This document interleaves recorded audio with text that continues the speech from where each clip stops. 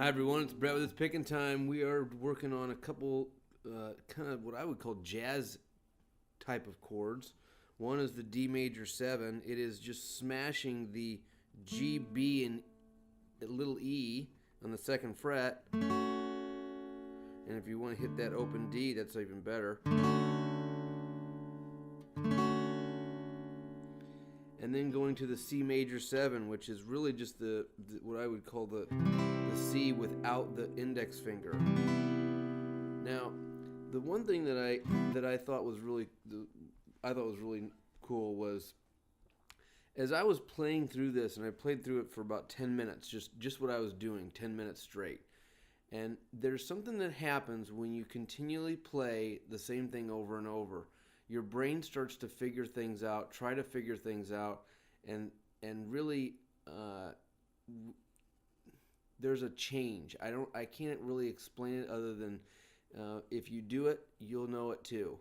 The more you play, the longer you play the same thing over and over, you kind of get into a groove, and things start to make sense because your brain wants to make sense of things. Okay. Anyway, so what I noticed was that there was kind of a chasm between the two chords, and what I mean by that is that the notes here and these notes here, they seem like they don't have a whole lot in common at first, for me at least, except that they do. They have a note here that they have a couple notes here that could be in common.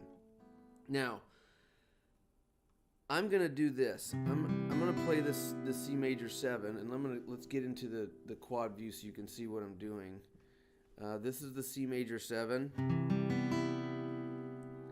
and this is the D major 7, I believe. And so what is close here? We've got this second fret B string, which is what I'm focusing on. Now, that's really close to this note here, which is part of the original C. Okay?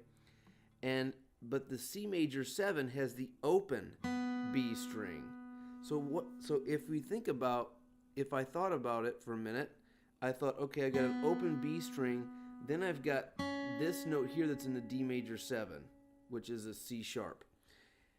The one that's missing, or the one that's in the middle of both of those, is this. So we've actually got this kind of a blue note here, or what I would call a blue note. It's the middle note between B, C, C sharp. So we can actually add that note in to kind of tie in the C major 7 with the D major 7. And let me show you what I mean by that. We're playing like this, C major 7.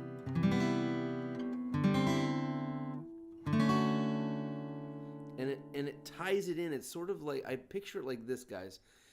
I'm at the edge of a creek.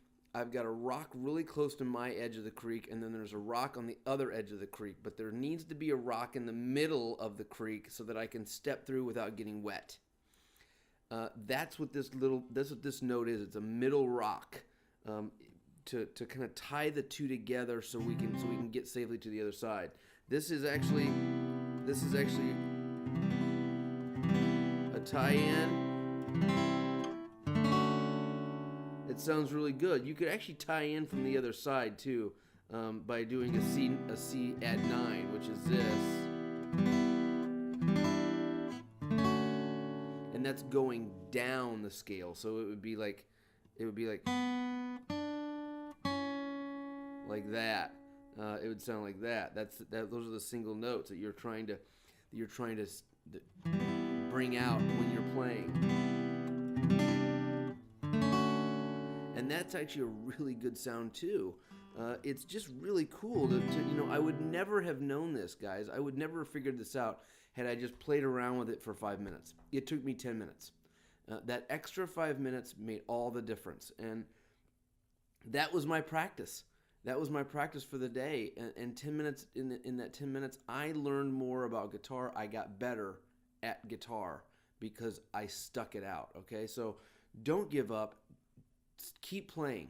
stick it out for just a couple more minutes. You never know what's going to happen. And it's really kind of a cool thing. Okay, so let's work on that C major 7, D major 7. Maybe do a tie-in. Make it better than what I did, and post if you can. Okay, take care. Bye.